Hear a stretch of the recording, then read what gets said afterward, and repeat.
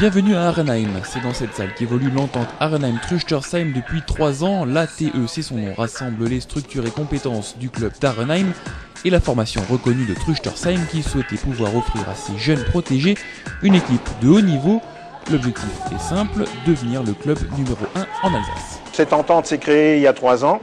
Donc dans un premier temps, il fallait stabiliser les équipes entre Arenheim et Trüchtersheim, les deux clubs qui ont été moteurs pour cette entente. Et dès le début, on s'était fixé comme objectif de monter durant la 3e année. Les structures ont été mises en place en conséquence. L'équipe a été renforcée aussi dans ce sens-là. Et donc je pense que structurellement, sportivement, financièrement, nous sommes prêts à accéder en division 2.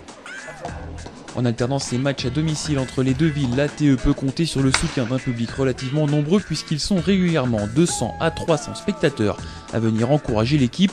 Un très bon chiffre pour de la Nationale 1 féminine, preuve qu'il est peut-être en train de se passer quelque chose autour d'un club qui se professionnalise à toute vapeur.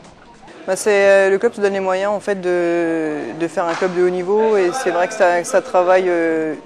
Tout le monde travaille dans le même sens, donc ça travaille très bien, on se professionnalise sur pas mal de choses, on a un préparateur physique qu'on n'avait pas avant, on a différents entraîneurs qui fonctionnent de la même façon, qui ont la même vision du hand, donc c'est vrai que c'est toute une structure qui se met en place depuis 3 ans maintenant sur ATE et c'est vrai qu'ils se donnent les moyens d'atteindre leur objectif, donc c'est très agréable de travailler dans ces conditions.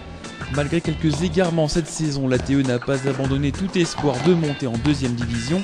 L'équipe est en passe de rattraper ses objectifs. On a eu beaucoup de problèmes pour gagner à l'extérieur. C'est vrai que s'ils nous jouent un petit peu des tours. Ce week-end, les joueuses de l'ATE se sont inclinées à domicile face à la Motte 23-25. Montluçon, le barragiste, a fait match nul à Bron 27 partout, ce qui laisse les Alsaciennes à 2 petits points de cette 2e place.